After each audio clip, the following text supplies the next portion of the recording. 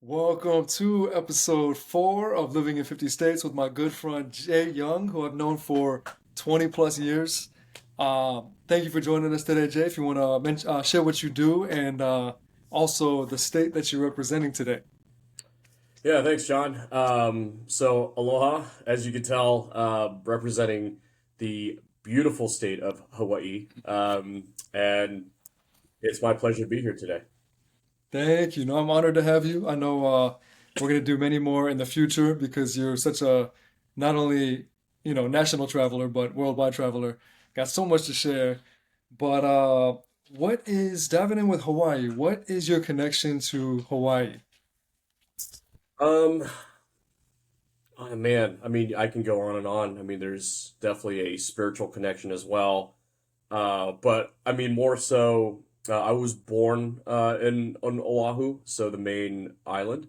Um, and lived there for quite a while as a kid and also as an adult. So thoroughly enjoyed my time there and miss it quite often.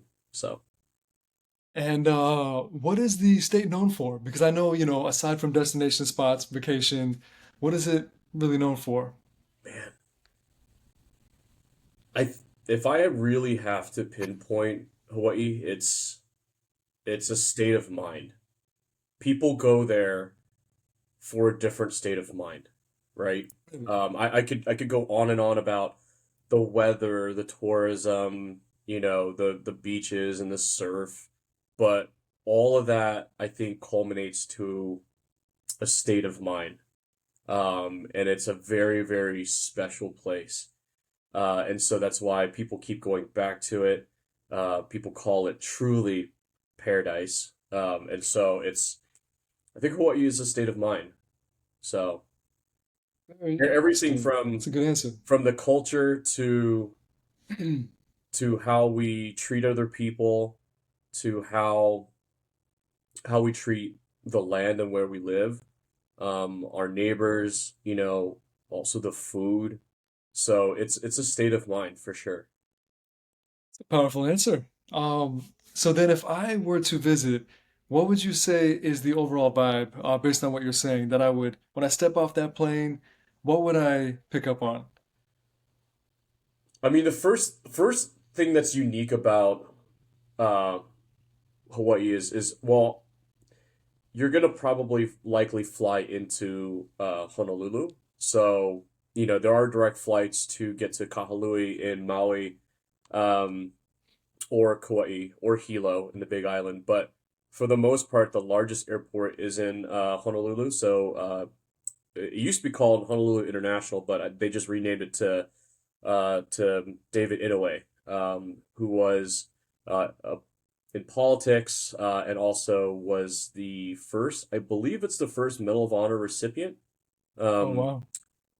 in World War II for that's from Hawaii. So, David K. Inouye, he just passed away probably about, well, I guess like 10 years ago. But anyway, so the first thing you realize when you get to Honolulu, it's an open air airport. So it's unique for a Really? major international airport to have most of their terminals, it's open air. And you'll Wow. notice throughout your entire time in the state that from a local point, there really isn't AC in a lot of the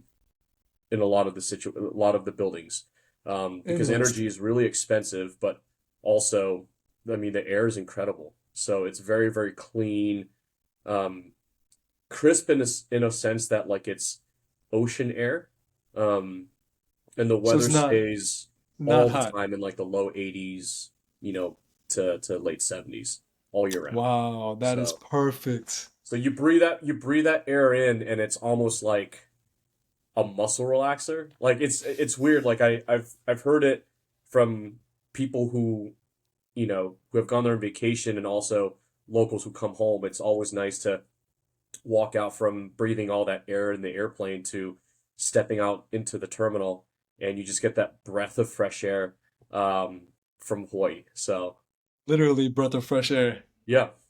That's so cool. So the open airport, so you pretty much land and walk from the plane to the terminal, or the terminal also has some open air? Well, the terminal design itself is quite open air. So when you check in, like even the check-in is open air.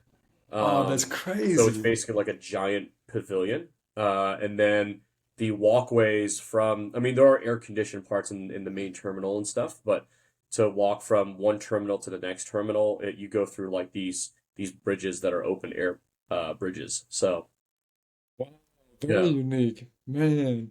Would you say the main destination when people think of Hawaii is Honolulu?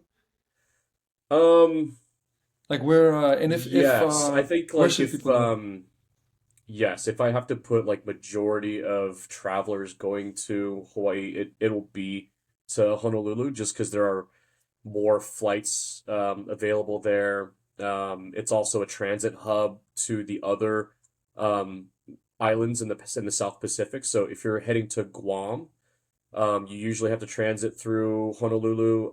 If you're going to American Samoa, Tahiti sometimes, if you don't have direct flights Wow. out of California, you have to go to Honolulu to get flights to Tahiti. Fiji as well. So it's a jumping point to the rest of the Pacific. So Never thought of that. It makes sense though. The Pacific is so big that they need to stop in Hawaii to as a connecting point to connect travelers or I never thought of it as a connecting point. That makes sense. yeah, but and recently, Southwest has opened up a couple destination points to Maui and Big Island, so it's made traveling quite affordable, and they're mostly coming out of the West Coast, right? So you get them from Seattle, San Francisco, LA, even John Wayne out of Orange County. I think there's a couple flights that go to Hawaii. So the airports are not very big there, and they might do limited flights, but the nice thing is that they do direct flights now. So whereas before you'd have to Nice. land in Honolulu and then catch a commuter flight, um, I see. and you still could, you know. So, That's cool, man. Wow. What would you say is a slang that Hawaii is known for? oh, I'm sorry, what? Like a slogan or a phrase or Oh man, something like that. there are a lot. Really? Um, I mean, a lot. Everything from our greeting to saying goodbye to after work. There's a lot, and obviously, the easiest one is aloha, right? And so it means hello, goodbye. Um, it, Even our buses, our public transport buses, actually throw the shaka up. Oh So man. when a bus is trying to cut in the traffic and you allow them to pass, there's actually a little where the bus number is, it lights up into a shaka sign, so to say Oh, thank that's you. cool. So, when you What? same thing when you drive, when you drive and you're trying to get into traffic and someone lets you in, you literally roll the window down and you just wave the shaka. So it's a very universal symbol of I mean, That's so yes, like cool. there's the hang loose and whatnot, but it's just a universal positive symbol in Hawaii. So It, there's a lot, when you live there for a while or you're from there, but I think for the most part, in terms of uh, people visiting and our exported uh, slang and slogan, it's really just aloha and the shaka. So that's so cool. It seems like such a happy culture, it is. such a I think we were positive. ranked for the longest time. We were the happiest state in the country for quite a few years. So Makes sense. Yeah, every time I see Hawaii in movies, it's always everyone's so friendly and it's always such like a happy place. Everyone's so excited to be there. That's cool. I actually to mention I've been to Hawaii, but it doesn't count because I was 2 years old. It was from my parents' honeymoon, but I have been there. they brought you with them to their honeymoon. It was I think they had like a two-part. I can't remember the details honestly, but I remember they showed me pictures and I was like two or three, but I was like naked on a surfboard, just like standing there, pretending like I was surfing. Well, yeah, that's I don't remember anything, of course. So me, Emma, Chris, we have to go for sure. Oh yeah. It's definitely something that I recommend doing at least once in your life. Um, for there's many different ways to experience Hawaii for all of its majesty and the nice thing is there's many different islands and each island you're bound to have a different experience. Um, both as a tourist and as a local if you choose to decide to move. And so every island has sort of this distinct um, nuance. It's still uniquely Hawaii, but each island is also unique on its own. So, How would you explain each island if just someone who I has mean, the no easiest idea? one is, like Oahu is it's the capital. It's the one that's the most populated. Um, there's I think don't quote me on this, but there's like 700,000 people that live on Oahu. Wow, And you can circle the whole island in maybe maybe 2.5 hours. very small island. It's a super small island, and for how dense that it is, and we have mountains right on kind of the interior on both sides. So really, the density um, is quite immense. In especially in Honolulu, there's a lot of high rises there. I believe for a while we were also like the second worst traffic in the country behind LA. I would not So expect that. just because there's so many people on the road, um, and so people don't expect that sometimes. When they land into Hawaii and they're like, "Oh, I left. I wanted a vacation from all of this." And you kind of land back into a metropolitan city. So I would say, if you go to a lot of the big resorts are also in Maui. So Maui is quite famous for um, sort of that laid back. They have Haleakala, which is the biggest elevation point in Maui. So that's the volcano. So there's a lot of rich cultural significance to that mountain, but also it's a national park. Um, so you can a lot of people go to vacation in Maui and they can hike. It's a little bit more outdoorsy as well. And it's a different vibe, right? And then you go to Kauai. And Kauai, we call it the Garden Isle because it's so green and so lush. Um, and there's fewer people on that island, but it's a little bit more private. So if you want to have a more private experience, you go to Kauai. Um, Okay. so if you're looking for luxury, go to Maui. If you're looking for privacy, go to Kauai. And if you're just bringing your family along and you want to keep busy and just have fun, Oahu is fantastic. And then Big Island. So Big Island is really unique because it's obviously the biggest island of all of them, but also there are resorts on the Kona side, so on the western facing side. Hilo is sort of like this sleepy town in Big Island, and there is a culture behind it. There are a lot of outdoor things to do, like there are black sand beaches, green sand beaches. Technically, the lowest point um, in as far as the United States is concerned, that's technically the lowest point is in Big Island. So Really? not Florida. Yeah. Florida and Key West is the continental point, the southernmost point. But in terms of the country itself, Big Island is the southernmost point. So, but Okay, that makes a lot of sense. people don't realize like we have a Western like cowboy culture in Big Island. I did not know So that was in yeah, so Hawaii at Big all. Island is famous for they have a lot of cattle ranchers. So they do run cattle. Uh, we have Hawaiian cowboys. We call them panilo'os. Funny And so laws. you arrive into Big Island, and there are parts where it feels like you're in the middle of Montana. So everyone's That's so driving cool. big 250s. Everyone's wearing jeans, and everyone's got the hats. So it's quite a unique and special place. But we also have Mauna Kea, which is the highest point. So Big Island is one of the few islands in the world that it can snow.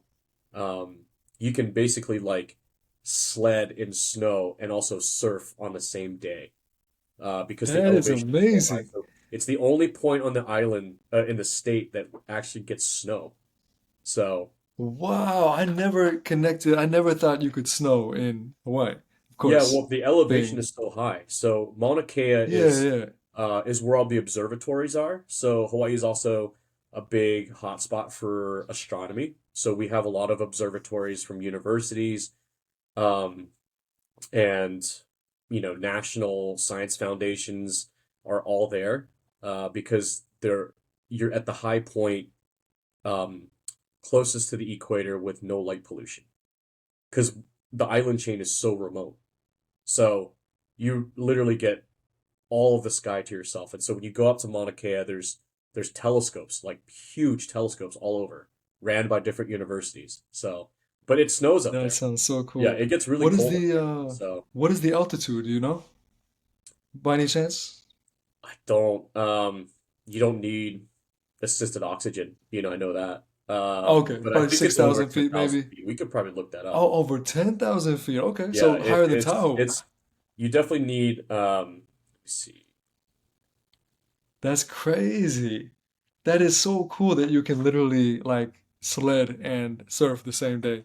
Yeah, so Mauna Kea's height is 13,796 feet. That's higher than Tahoe. Yeah. Yeah, Man, that is 13,000 feet from the high. sea level. So, Damn.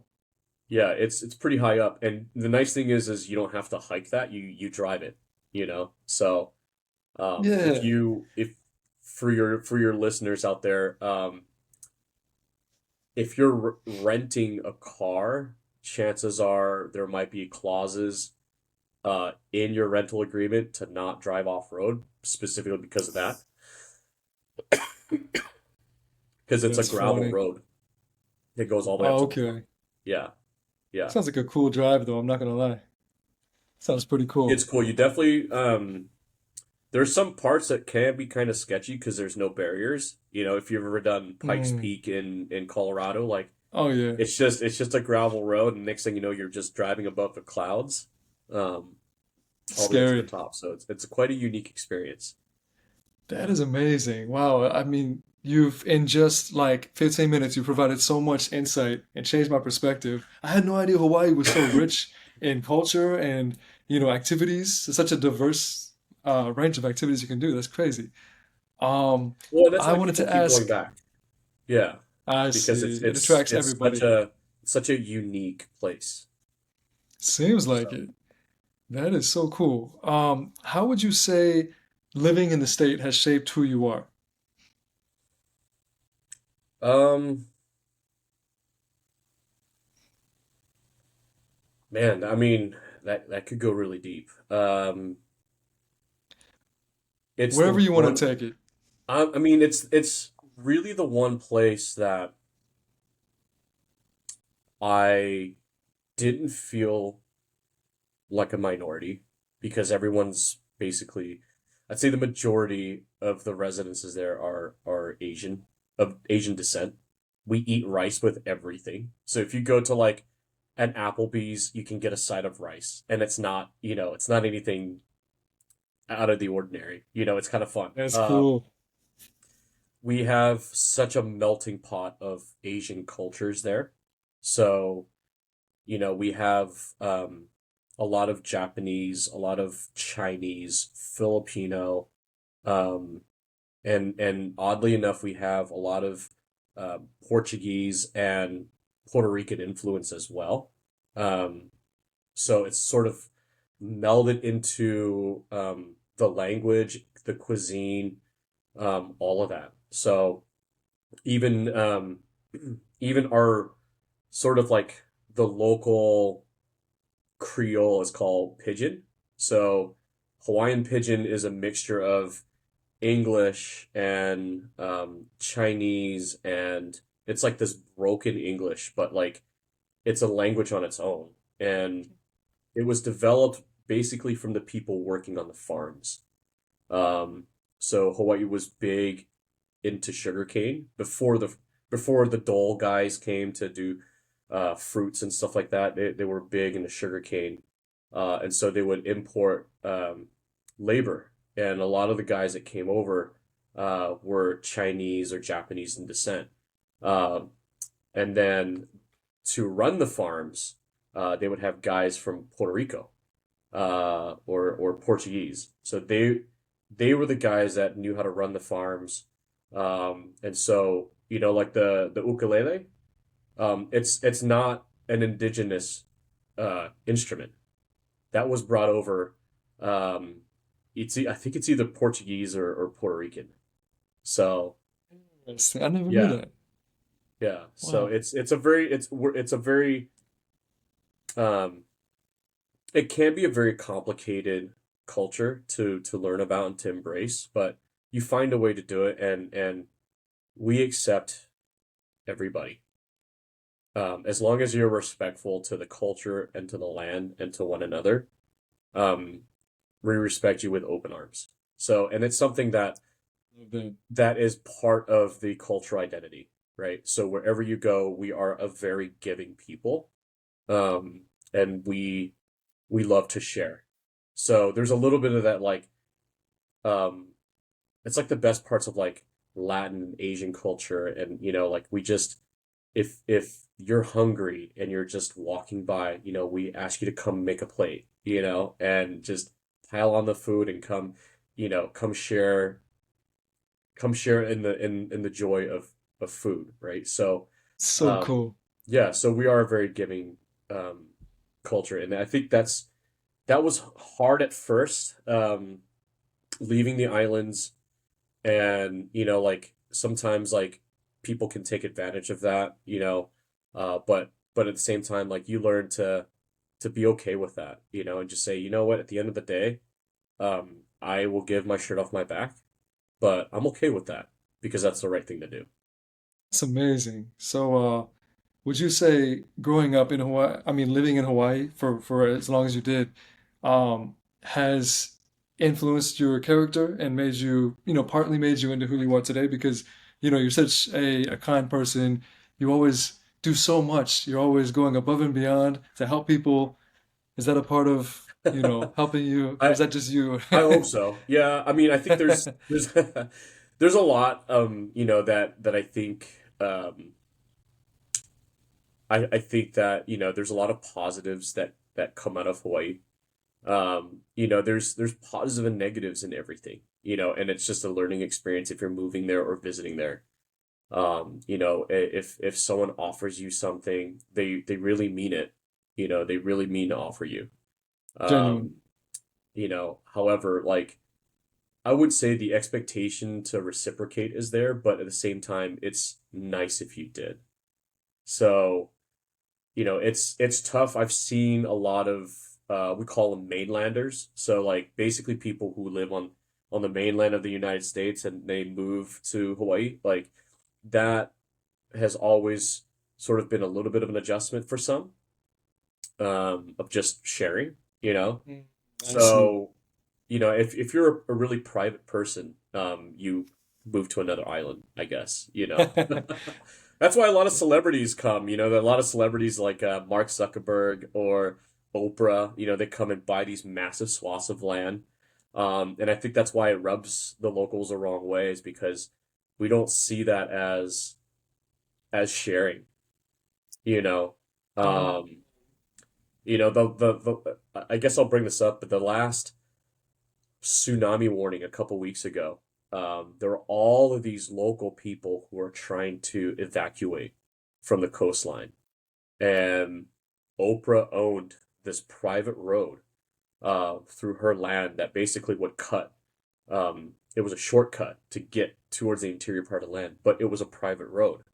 And she didn't open that road. And so people were basically in a traffic jam for hours to try to get to the interior of the land. And so it's just stuff like that that like there's a constant battle of going against the grain where, we love to share, and the expectation is for everyone to share. Yes, So, that's the way the yeah. world should be. Yeah, yeah, I think so too. So, but time and time again, if you dig deep enough from a local standpoint, there is it gets taken advantage of. Everything So down from sad. our history. So even the fact of how we became a state, um, was because we were taken advantage of. Really? We decided to share, and let some of the American businessmen to come in, and essentially because they had American interests. So Hawaii was an independent country, and it was illegally annexed in 1898. So basically, the Wow. American businessmen came in to do business, um, and they created these core business guys, and they just so happened to be white. Uh, Created like this little group, this little business group in Honolulu, and they essentially plot to overthrow the Queen and the government. And so the U.S. Military sent a warship to guard the American business interests there, and they stayed and never left. And essentially, that's how the U.S. got its territory. And it was quite bitter. There's a lot of there's still some animosity towards it, not a whole lot, but I mean, I think there's still some of that there, and we do talk about it quite often. And it wasn't until like 1993 where Bill Clinton formally apologized for the illegal annexation of a sovereign country. Wow. It took until 1993 Yeah, for an like apology. 100 years. So Wow. that's why, like, if you're for people listening who are planning to move to Hawaii, like, you have to be cognizant of the history, and it's really not that long ago, right? So it's still Hawaii only became a state in 1959, so it's not it's still fresh in terms of history is concerned. And so when you have people like Mark Zuckerberg buying massive swaths of land and putting up huge walls of hedges and to fence everything off and to make it private. Another crazy incident that people don't talk about. Larry Ellison, the founder and CEO of Oracle, um, he essentially owns 80% of Lanai. And Lanai is a small island. It has a town there. It's got a Four Seasons. But, for whatever reason, Larry Ellison was able to get his hands on that island. So he actually, it's privatized. Um, and, Incredible. yeah. And so, like, I think if it's done in the right way, there's definitely some merit to that. I would say not all of them are like that. But for the most part, we are very um, protective of the land. We have to Makes be. sense. Oh, Yeah, makes sense. we People have to take, be. it sounds like people clearly have been taking advantage of the country and now state for so long. Yeah. That's so So I mean, sad. everything from like building an additional, like, we've every now and then Hawaii will be on the news for people trying to extort the land that's there. So like, they wanted to build the 30 meter telescope. So TMT was a big thing like 10 years ago. So it was a brand new telescope they wanted to build, and it was for science. And there was a big protest because there's already so many telescopes on Mauna Kea. Um, and to Native Hawaiians, it's a sacred land. Um, and so for them to, it just feels like they're just encroaching, here and there. Um, so yeah, like there's definitely there's definitely a history to be learned there, and a level of respect to have. So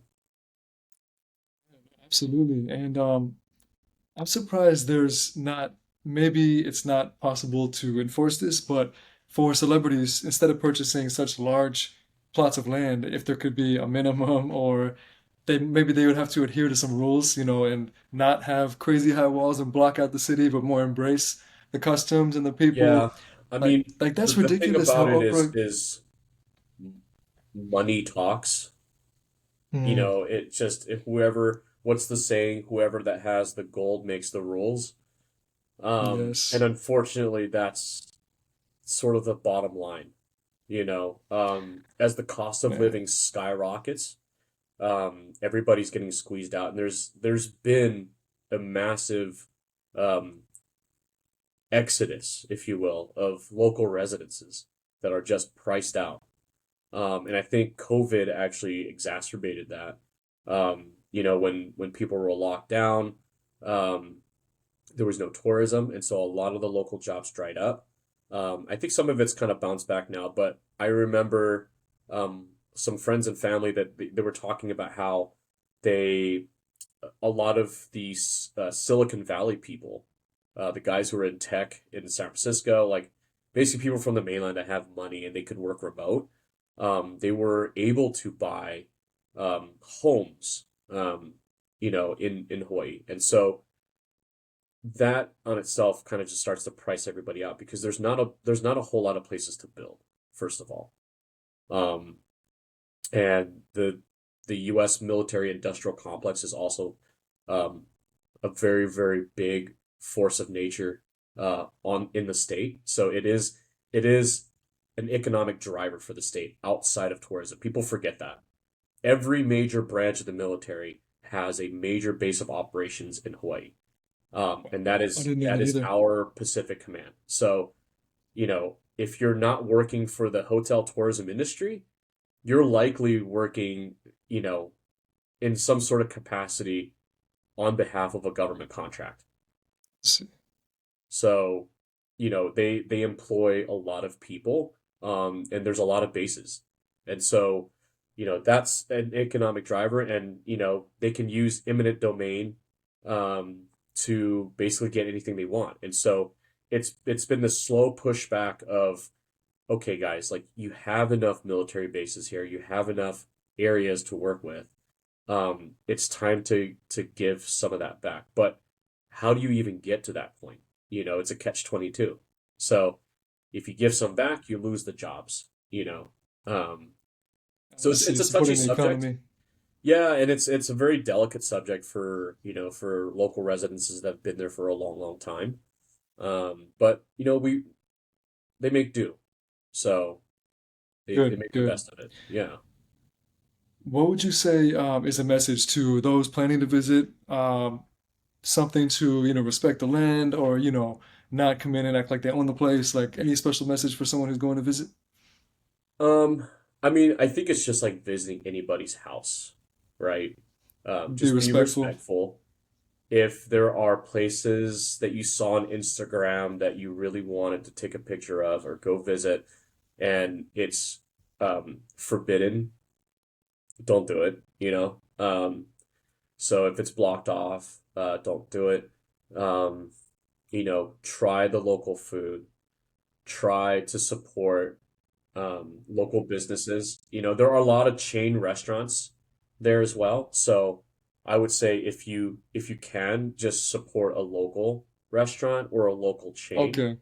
Um, you can certainly shop at Costco or Whole Foods, and I mean a lot of people in Hawaii shop at Costco because the cost of living is so expensive there. But there are small local grocers. It's one of the few places that still pride themselves on drive-ins, even though it's slowly going away. So these drive-ins are essentially they call them drive-ins, but they're like small little diners with local food. So, and some of these places have been ran by aunties and uncles that have been doing it for, Love that. 60 years, or Family more. business. So, go and support those because they Okay. need every help that they can get. So try to give back any way possible, basically. Yeah, and again, be respectful. Don't litter. If you go to a beach, leave it better than how you found it. Um, give the local wildlife its respect. Um, and yeah, like if you just stick to that, I think you'll be fine. You'll have a really good time. So, Okay, that's a great message. Getting into, you mentioned the food, and actually, I wanted to ask you, what is the food like? A lot of Asian influence, but also you yeah, mentioned it's a Puerto lot of Asian Rican foods. influence. The spice, I would say, is not what you think Asian spices are. Really? It's like simple Asian fusion, if that makes sense. So, and the Huh. portions are big. Uh, our portions are usually quite big. And so, we eat a lot of rice. Um, our mac salad is something that's like French fries, like it's like a side that most local places will have a mac salad. So it's just a macaroni salad, and it usually has like mayonnaise, and there's actually tuna. So if you get a mac salad that doesn't have tuna, it may not be like legit. So So it's it's got to have like like a little bit of the, tuna in there to kind of just bind everything together. oh, Um, okay. and then so yeah, like huli huli chicken. So basically it's a rotisserie chicken on an open charcoal pit. And just the spices they use and the dry rubs are fantastic. Um, What kind of obviously we get a lot of spices? influences from like Korean and Japanese cuisine as well. Oh, okay. So yeah, Chinese too, a lot of Chinese foods in there. Um, but Interesting but that's combination. but that's like the local, right? Like you also have your traditional, um, like your very traditional Hawaiian foods, um like lau lau. So lau lau is essentially a taro leaf, which eating it raw is actually poisonous, so you actually have to cook it. And it actually tastes a lot like spinach. And so what they do is that they they take a lau lau leaf and they put um some pork and maybe some salted fish in there, and they roll it. And then they basically they cook it how, usually now it's with tin foil, but like they put it in an emu, so which is like the pig in the ground. That's basically, Oh, okay. an I emu. see. So you also have like Kahlua pork, like real Kahlua pork. Lomi lomi is a salmon type of salad. And then poi. So poi is also pretty, you got to have it at least once. What is poi? It's a sour. It's a, it's hard to explain it. It's like sour mashed potatoes. Really? So, Yeah. what would make it sour though? Sour cream. Interesting. Sour cream, potatoes. So it just has a sour taste to it. Yeah. Um, Ah, okay. That is really interesting. I've never had Hawaiian food before. it's it can be an acquired taste. So like this whole I don't know where this whole thing came from where, anytime someone threw a pineapple on something, it's Hawaiian. Like it's pretty funny. Like, Yes. there's, just, oh, Hawaiian fried rice, like you just throw some pineapple on it. Oh, Hawaiian burger, just throw a pineapple on it and make Or it Hawaiian. coconut. So I really don't know where that came from, but That's funny. the things that we export out, it's like um tiki drinks. Um I think a lot of that stuff stemmed from World War II. So a Ah, lot of the okay. soldiers would use Hawaii as a R&R base. So they would come, recharge, go on vacation for a little bit, get back on the ship, and get back into the fight. And so after the war was over, they would bring a lot of whatever they missed, whether if it's just pineapples um, or Mai Tai, you know. So and So that's how the tiki bar got exported. I see. I never thought about the tiki bar coming from Hawaii, but being so tropical themed, that makes sense. That's Well, interesting. we have to also So talk. my We can't leave out spam. So spam is a big. It's it's um it's a the big canned meat, staple. the canned meat, Yeah, spam. yeah, yeah, Really? yeah. So everything in Hawaii. is imported. I would say, well, majority of most things. So everything that you consume on the island, whether it's from a grocery store or at a local shop or even the gasoline, it's all imported from the mainland. And having fresh meat can be really expensive. And so the story goes is they basically were rationing out meat, and Hawaii had the biggest ration for canned meat that were either going to the GIs fighting in the Pacific during World War II or to the locals. And so, um, you know, it's basically like a hot dog, right? Like, and there's a lot of sodium in there to keep Damn. it preserved. And it's, but we found ways to make a cuisine out of it. There's lots of different, we add spam in our fried rice. We have what now that is quite popular is called spam musubi. So it's a block of rice with a little bit of seasoning and a little slice of spam, and it's wrapped in seaweed, and it's basically like a little handheld snack. So you get your protein, Sounds your really rice. Yeah. good. So It's like a little rice uh, bar, a little protein yeah, bar. exactly, exactly. It's a little rice bar. So there's some of that. But we have an annual spam fest every year. Mm. So I think it was Spam feast. National Spam Day. I think was like last week, the very beginning of August. So So yeah. fascinating how, certain things influence traditions or, like just how everything comes together. I never thought that Hawaii would love spam so much. Oh That's yeah. funny. There's some crazy Huh. statistic of how much Hawaii consumes every year in spam. I never knew that. That's interesting. Would you say, I wanted to ask you, do you know what spices Hawaiian food typically uses by any chance? Like, is it one dominant spice? Like, It's a lot of India's known for Japanese turmeric. spices.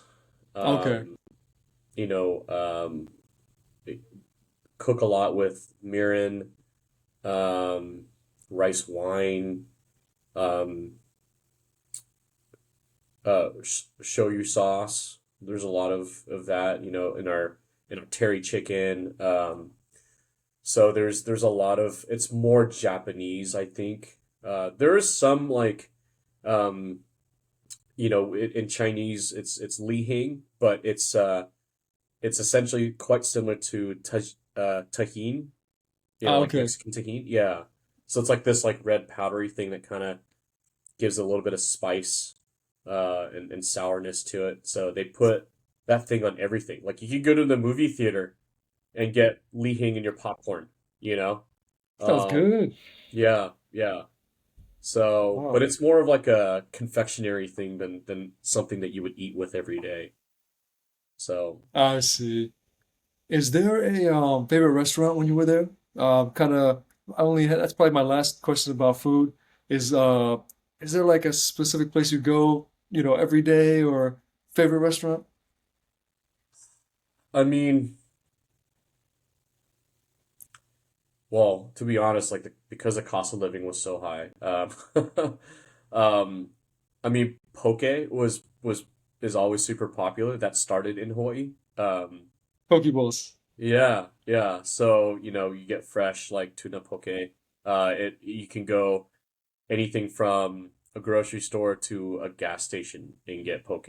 And it wasn't too pricey, but yeah, usually like people will say the 7-Elevens are actually pretty good. They're quite unique.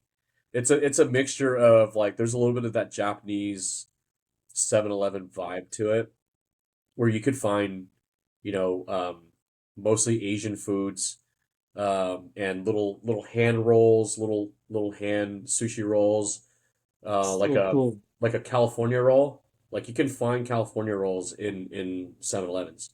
You 7-Eleven. could So you can get better find food. like we call it pork hash, but like it's like a dumpling, like a pork open dumpling. It's a Chinese dumpling, but um, you could find those there, like sitting in a steamer. You get barbecue buns, like Chinese barbecue buns too. So, 7-Eleven's a Wow. great place. Like you can find tons of spad musubis there. Like there's all sorts of different kinds. And they're That made, I sounds so mean, they're much made all better. locally. So Yeah, it's there's Mm, a lot of influence from Japan in Hawaii. In fact, I think it's the interesting. second most spoken language. Wow. So a lot of the tourist areas will have English and then Japanese. I did not know that. And if you spoke Japanese and if you worked in the tourism industry, you got paid more because you spoke Japanese. Oh, wow.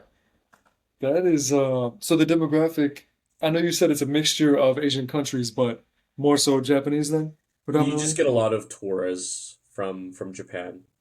It's not as Okay. much anymore. I think some of it start kind of transitioned over to Chinese from the PRC, and so they kind of kick it from both. But there are direct flights from like Tokyo to Honolulu, right? So it's still a destination point for a lot of Asians to go. I see. That is so cool that you can get better food at a 7-Eleven in Hawaii than what you get from here. Here we Yeah, I got, guess like little also hot like dogs on the the spit. baked goods. Yeah, baked goods are also Fresher. kind of unique as well. So if you're in town, and when locals say town, they mean Honolulu, right? So if you're in town, um, you can stop by Lilyha Bakery. It's a local bakery and drive-in, and they make these cream puffs, and it's a local cream puff, and they have it's like a chocolate mousse in this cream puff, and it's delicious, and yeah, it's fantastic. Freshly made every day. And then if you want to go to the North Shore, and I'm speaking about Oahu, right? If you go to the North Shore, there's Ted's Bakery, which is a famous bakery, and they have a chocolate haupia pie, which is basically chocolate with like this um, coconut. It's hard to say it. It's like a meringue, but it's that kind of consistency. But it's like this chocolate Sounds coconut good. pie, and it's fantastic. So if Sounds you're up there, amazing. stop by Ted's, grab a slice. Ted's. It's a great All little right. spot for a break. Yeah. Nice, nice. No, thank you for those recommendations. The what about the activities? Hiking. I know you mentioned there's some good places to hike, different islands. It's a beautiful place to hike in Hawaii. There's a lot of different So hikes. Hikes that there's you not can like find. really popular Waterfalls. ones. You can find you're basically hiking on the spines of mountains in the rainforest. And the nice thing is you don't have to worry about snakes. There are no snakes in Hawaii. Um, the Portuguese None. came and um, maybe it was Portuguese or English. Someone came by and basically they released a bunch of mongoose on the island to kill all the snakes. And so Hawaii is a snakeless state. So There's not there even are no one snakes snake. there. The mongoose, or however you say that plural, ate all the snakes. Yeah, something like that. Yeah, yeah.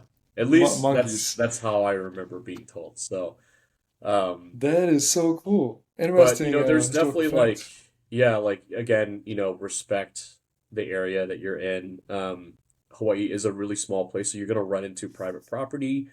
You're gonna run into sometimes you might run into military installations. So just be very careful of where you go when you hike. Um, Okay. and um, there's also like this, like people don't really talk about it, but like there's like this spiritual side as well. It's a very, it's a spiritually very active place.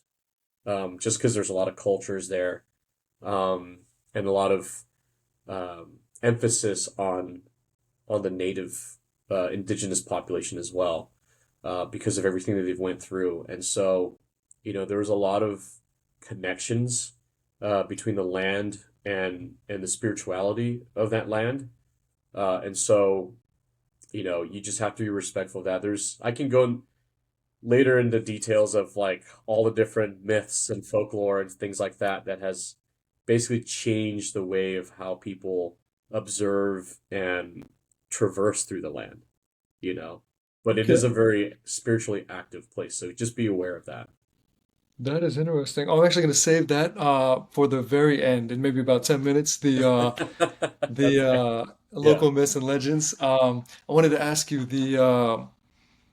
I completely blanked out. There's so many avenues to go with this. Well, I guess like to Um, your point, like for hiking, like there's a lot of hikes oh yes. that kind of get to old military installations as well. So, Okay. a very famous one that a lot of people Instagram a lot is the Lanikai Pillbox hike.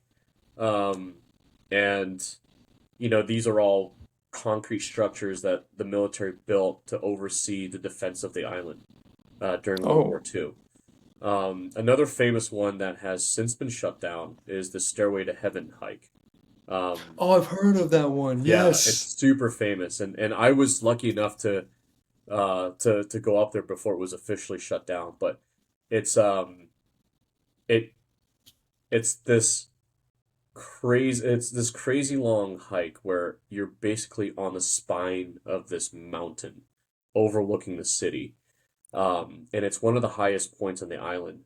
And what the military did was they put um, a tower, a concrete bunker at the very top to communicate with their submarines back in World War II. So they can communicate with submarines in the Pacific Ocean during the war. And the only way to get up there is by climbing these stairs. And it's like it's a couple miles of stairs. So people would climb, they would start their climb at 2 a.m. in the morning. They would get to a spot, like a kind of a platform. They would sleep for a couple hours, and it gets cold up there because there's a huge elevation change, and it's wet and damp, so it's even colder. And then you wake up and you watch the sunrise, and it's one of the most beautiful places to watch the sunrise on Oahu. Um, Sounds yeah, amazing. and yeah, because of the safety concerns of Stairway to Heaven and the hike, they call it the haiku stairs. But because of the safety concerns, it's very, very expensive to rescue people because of the conditions and how it's where it's at. So you either have to have rescuers climb the entire trail to come get you, or they have to helicopter you out. And that's weather permitting. And so it becomes very expensive. And the only other way to access that hike is through a private neighborhood. So I think over the years, people have kind of had enough of it, and they petitioned the state to shut it down completely. So supposedly they're dismantling the stairs because it's super slippery. Like before the stairs were installed, like when my parents were doing that hike, it was just like wooden planks, like literal Ooh, wooden stairs. And when dangerous. it rains, it's super sketchy, you know? Oh And yeah, I've so the seen pictures where state it's a spent drop off. millions of dollars to install like steel stairs all the way up, and then they never really reopened to the public. So, but yeah, Man, it's wow. interesting. Yeah. That's So cool. I'm glad you shared those.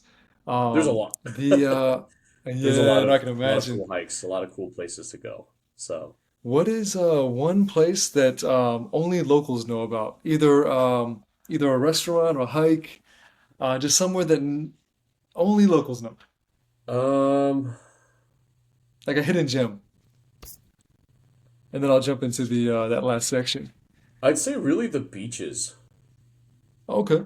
I think mostly because like coming from the North Shore, like I think the beaches are something that like, you know, we don't we don't really want to get it overran by tourists, So like a lot of the hidden beaches, like whether if it's finding an access through the mangroves to get there, because we're an island, so there's miles of beachfront, um, and so I think for us, like if you really want a good beach spot, you're feeling adventurous, you can ask someone local of like, hey, like which beach do you prefer to go to? Um, and you'll find them. They're everywhere of beaches that are beautifully pristine beaches, and there's not a person in sight, you know? Um, and it's just Wow. That you is, and nature. So it's like a dream. yeah, I think yeah, because like with food, like everybody has their own opinion on food, on where to go for food and where the locals go eat. But in terms of like something that's really special, I think for me personally, I think it's the beach. Okay. Because you want to go to a place that's like not crowded with tourists, right? So Makes no, that's a good one for sure. So they just have to basically ask locals and get that insight when they get there. Yeah, be Uh, nice. Obviously, you just be specific in your preference of like, hey, I just want to spend the day. What's a good local beach to go to? And it could be a public beach that's local as well. Doesn't have to be, some uh, crazy hidden place, but typically if it's super hidden, it's really hard to get to, and that's why it's hidden for a reason. Um, but yeah, like, also just be careful because you deal with a lot of things that um, getting help may not be the quickest, and so just be keenly aware of coral, because people cut themselves on coral all the time, and they're very sharp. You also have to be hyper aware of the wildlife around you. So it is illegal to touch a turtle. It is also illegal to touch a monk seal, which is a endangered species, and they do nest on the shores. So you have to be hyper aware of that. But I think okay, after that, like you'll be fine. Just enjoy yourself. So nice, good, good. Thank you for sharing that. yeah. Got about three more questions. The first one is fun question. So if you had to create a state-themed cocktail, um, what would be in it, would you say? Like pineapple, coconut? I'm curious to hear this. Um, Let me see here. I'm trying to figure out like you talking about like a state cocktail. Yeah, Um, yeah, like a cocktail like to represent Hawaii. What would you put in there? I guess you would have to say like the blue Hawaiian. Um, The the yeah, blue Hawaiian. I know blue Hawaiian. It's the most like it's a tchotchke tiki cocktail. Like I don't know if like locals really drink that. Like they just drink the hard stuff. Like um.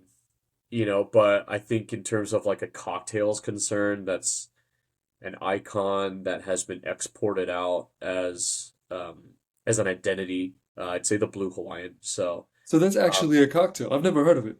yeah, it's a kind of a sweet, fruity drink, but it's basically blue curacao that's being used. And an orange liqueur, I think. So let me see. It's light rum, blue curacao, pineapple juice, and then coconut cream, and yeah, like That sounds that's pretty good. much the base of that. And then you Okay, can so kind of creamy like, but fruity. yeah, yeah, yeah. It's definitely a tiki drink for sure. Yeah, lots of Wow. sugar. So um, That's all right.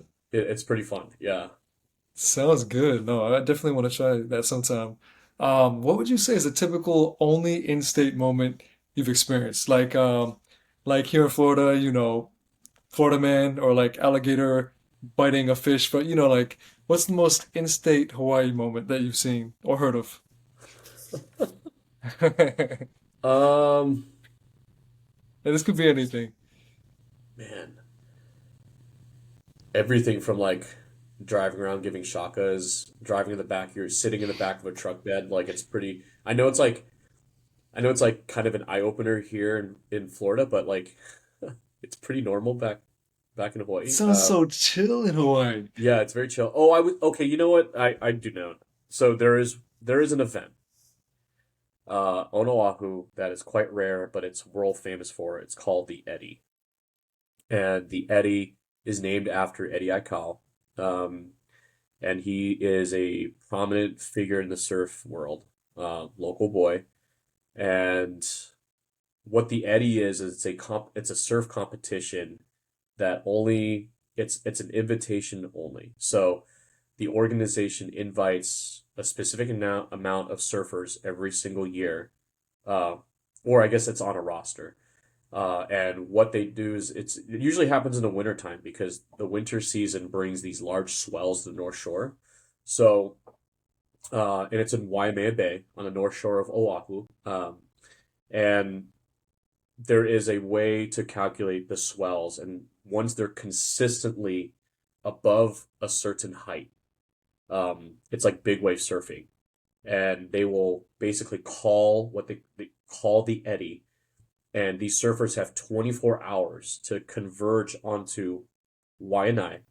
No, not Waianae, sorry, Waimea, and surf this. And there are awards for it. And it's people literally, locals and tourists will pile on the side of the beaches for days to wait for the That's green light. awesome. So, there's a So famous cool. saying that says Eddie would go, and so you'll see bumper stickers, Eddie would go.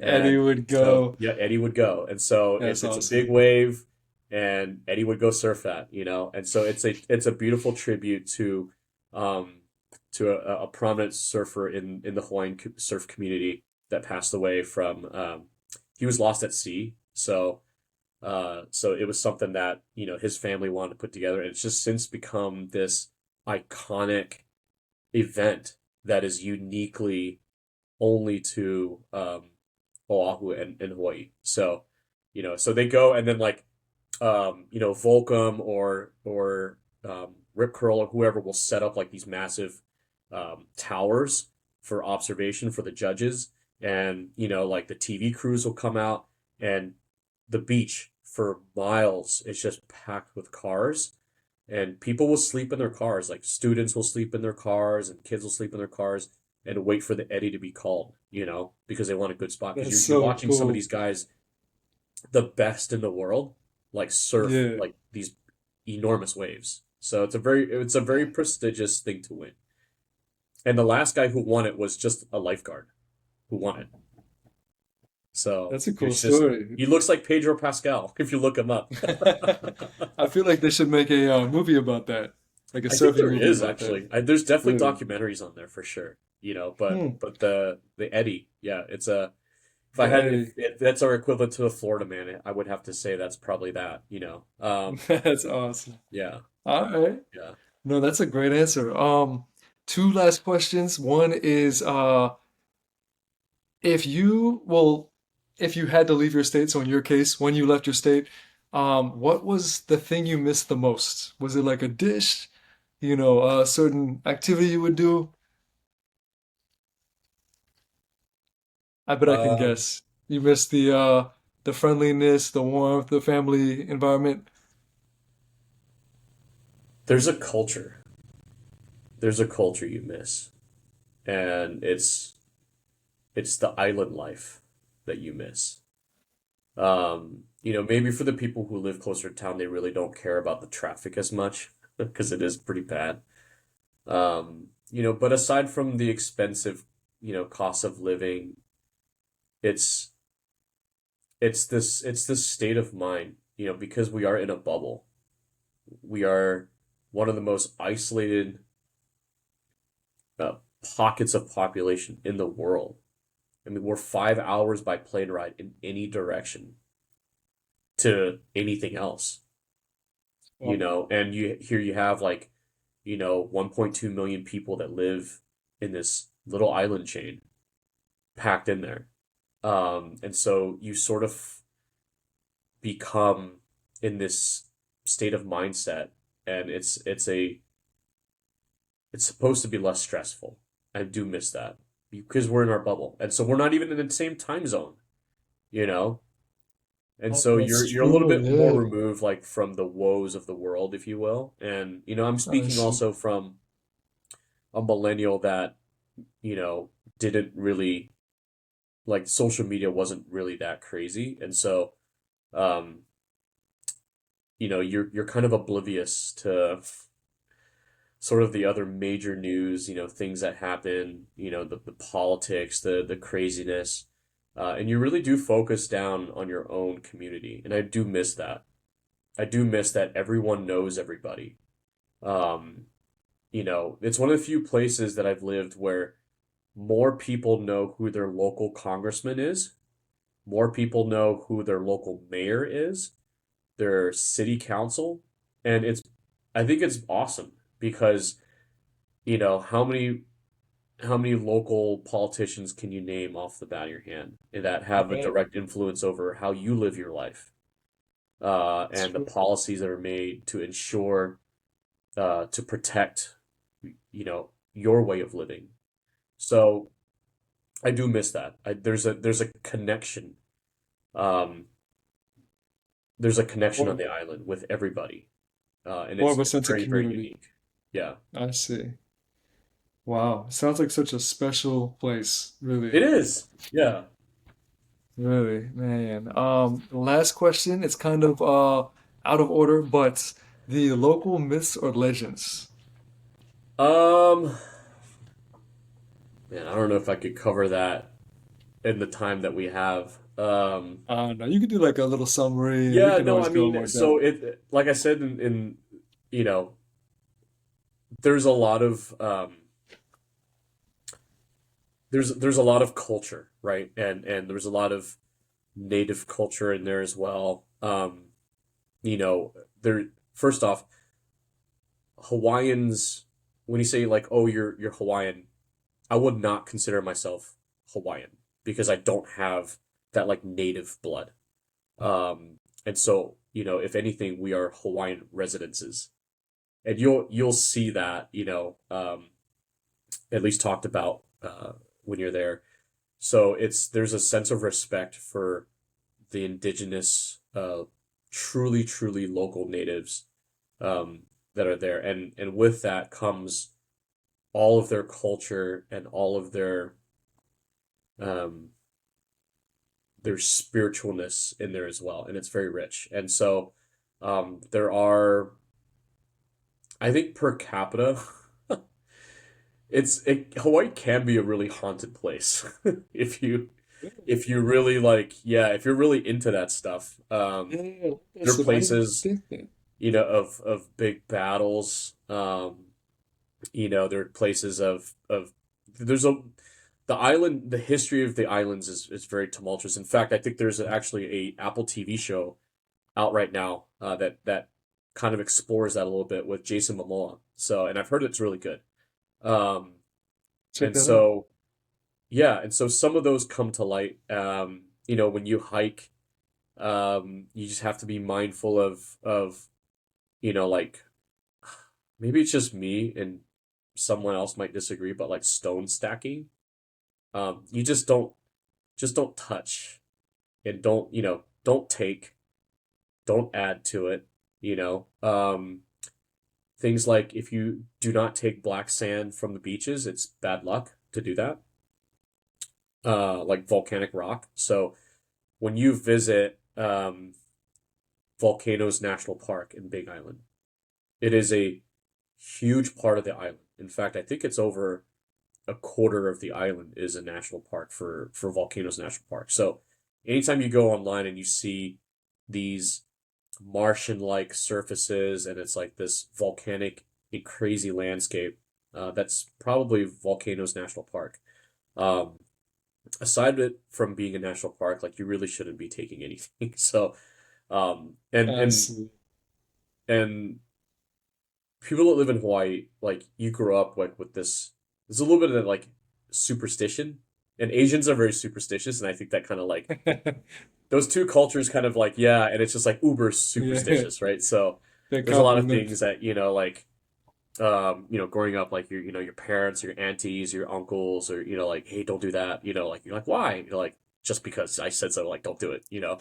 So it's fun, but at the same time, like you develop a sense of respect for the culture that way, where it's like, hey, I'm not here to rock the boat, and I'm content and I'm grateful for, the past and everything that they've done to make this a possible, place for me to live my life, and I'm just gonna leave it at that. Um, so yeah, there's menehunes, which are these little, mythic trolls. There are, the night marchers, which is Right? a Ooh, that sounds freaky. yeah, and so they're basically spirits of warriors that are not that are a little bit restless, but the night marchers usually come from the mountains to the sea as part of their transition as they either I don't remember if they are marching to the afterlife or if they're just that's just their course. They do it all the time. Um, but it's a course of like the spirits going from the mountains or the Malka side to the ocean. And so, if you're in their way, don't look at them, and you can feel their presence. And so personally, I have had one or two experiences. I've had many of my friends that have experiences with these supernatural events. And so, Seeing or feeling or both? both, if you look up, night marchers, like they are basically active at night. You can see their flame torches. And so sometimes, like, I personally have never seen it, but I have friends who have seen it, where they can see, a row of torches from in the mountains marching. Um, towards the ocean and I mean if they go through a portion of your land or your house, it feels very cold. It's a very eerie feeling. And you kind of have this respect where you don't look at them and you apologize and you give way for them to continue their journey towards the ocean. Because it's whatever trail that Fascinating. they've been using for centuries. That's it. And sometimes those spiritual trails will pass through a home. And so I've known people who have completely rebuilt their house to avoid that. So That is it's quite interesting. interesting. Yeah, So they yeah, definitely felt that presence then. yeah. And so it's there's also native structures all over. A heiau is essentially a religious. Some people say it's a sacrificial altar, but it's for me I just classified as like a um, uh, religious ancient place. And so that could also be a very spiritually active place at night. Um, I think one really popular spot that is accessible to a lot of people it's called the Poly Lookout. And the Poly Lookout it's basically this dip in the mountain range. And they built a road, the Poly Highway. They built a road, the old road that would go through the pass to get to the other side of the mountains, right? So that's how you get from Honolulu to Kaneohe. And so you would get to the other side. And since then, they've had some bypasses with Leaky Leaky Highway and sort of the H3. So, but the old Poly Lookout is still there. And the old road that they built, was still there. And that place is before they started building and stuff, it's already a significant place. And I believe it's the end. There was a big battle when King Kamehameha was there to unite the islands under one rule. That was where a major battle happened, and a lot of lives were lost. And so, on certain nights, you can still feel the echoes of these warriors, and you can feel the chill. And so, it's definitely a very spiritually active place. So, but it's a place that Wow. like there's a parking lot there, right? So the Pilot Lookout is actually a tourist attraction because there's beautiful views of Kaneohe Bay. You can see the Marine Corps base, and you can see the windward side of the island, right? And also just the way that the the the lookout is positioned in this crevice of the spine.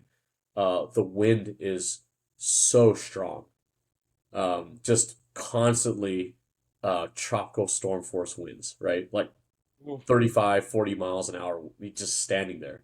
So it's a Just very windy nonstop. place. Yeah, it's a cool place to go, and it is a tourist spot because there's a parking lot there, for tourists. So I remember like I would take people there all the time when they came to visit. So, but yeah, like supposedly that's a haunted place.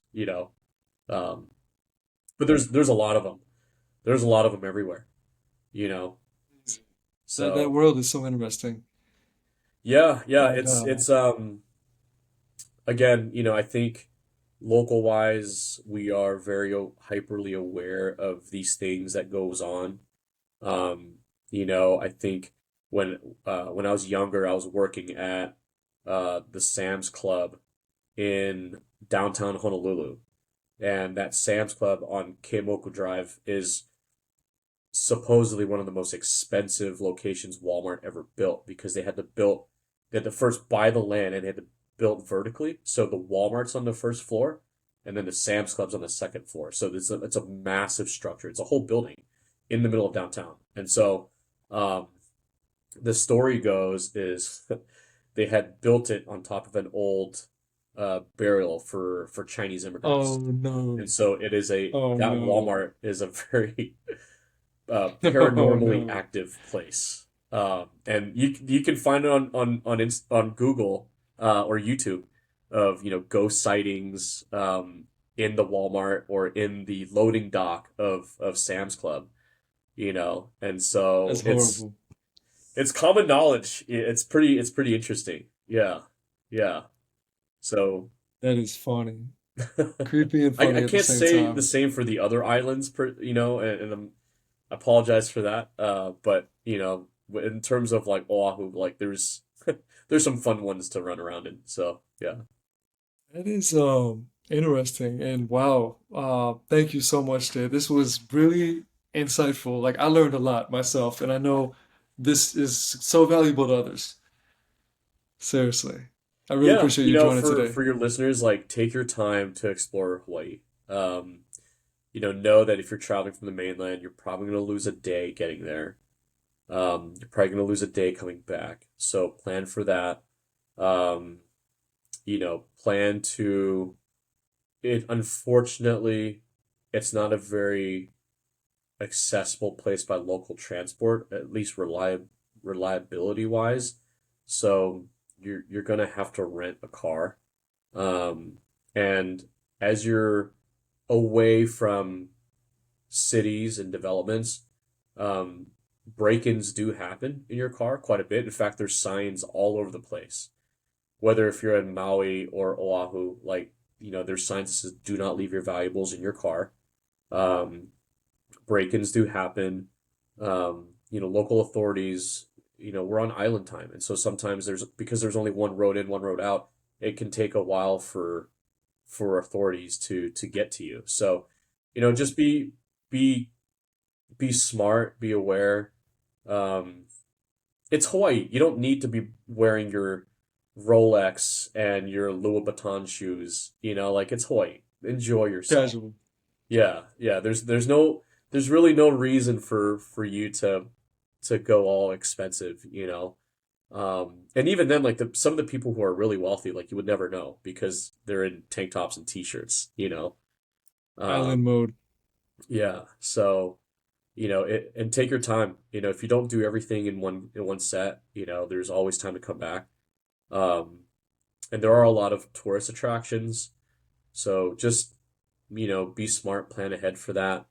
Um, a couple big ones are Aulani. So Aulani is the Disney resort that's on Oahu, and it's an it can be I believe it's an all-inclusive Disney resort, but Disney has a a big property there. So Didn't know so that either. Aulani Wow. Resort. I On the love North it. Shore, there's the Polynesian Cultural Center. So you go in and essentially it's a sort of like an educational park, if you will. It's not really, I guess, the theme park. There's no rides, but it's more of like you visit all the different villages, and these villages all represent a country in the Pacific. So you go there and That's they share cool. with you their culture and their dance. Every island nation, their dances are different. Their languages are different. Their food they eat is different, but they're all Polynesian. And so you kind of go there. And it's an all day thing.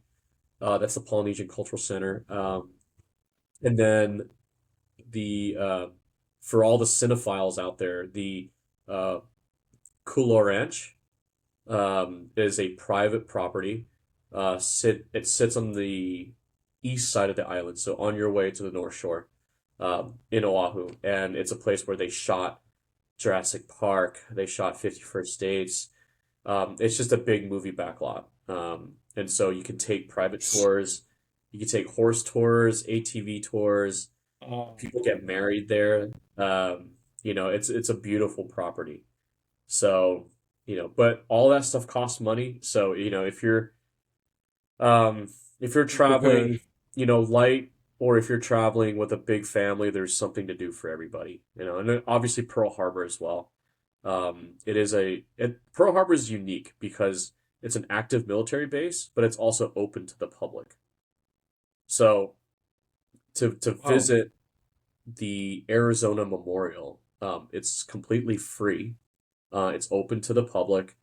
There's a whole visitor center there, but just be aware that you are surrounded by an active military base. So, um, the USS Missouri is is uniquely situated next to the Arizona.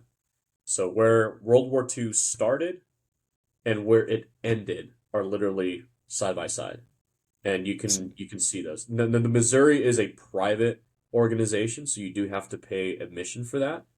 And it's not managed by the National Park Service, so you have to pay an entry fee for that. And you can do a self-guided tour, or you can go with a tour group. But it is an act. It's a it's an Iowa class battleship. I think it's one of the last ones. And so you can go through it, and there, if you're in like the Boy Scouts or something, sometimes they'll have camps there that you can actually stay on board of the ship. And the Missouri is unique because that's where they signed the unconditional surrender in Tokyo Bay. There's a plaque of where the Japanese officially surrendered, that you Wow. can go and check out. But that ship is also unique because it was active all the way up to the first Desert Storm in the 90s. So, that ship went through Korea, World War II, Vietnam, and then it was retrofitted under Reagan for Desert Storm. So it was cool. Like the one time I went there, there was an old Marine that used to be a guard for the Tomahawk cruise missiles on the Missouri. So like imagine like having like a battleship, roll into, Oh yeah. modern warfare. It's quite unique. So That is so cool. yeah. Wow. But So much Hawaii history. itself, it's just one giant backlot. So whether if it's for your own personal Instagram, your photos, or major, Hollywood pictures, like it's a great place to be. So So, I'm very, man. very lucky to have an experience there. Well, oh yeah, no, it sounds so amazing. Like you covered so much and yet there's so much more. But my point is you covered so many different categories where I didn't know Hawaii had such a rich history and culture and you know what I mean? Like it's such an amazing destination. And you have so much to share. We'll have to do like a part two in the future. Yeah, yeah, absolutely. Yeah, I mean it's a it's a place that offers a lot. And because it's so small, I think it's a great destination. It may not be a place that you can road trip to, but certainly like you can definitely make a solid trip out of it. So Awesome. Well, thank you, Jay, again for joining. I appreciate that. yeah, no, thank you so much, Mahalo. And I appreciate everything that you've done to put this thing together. And so yeah, let me know when the next time is, and I'll be more than happy to do part two. So Sounds good. Thank you, Jay. That concludes episode 4. all right.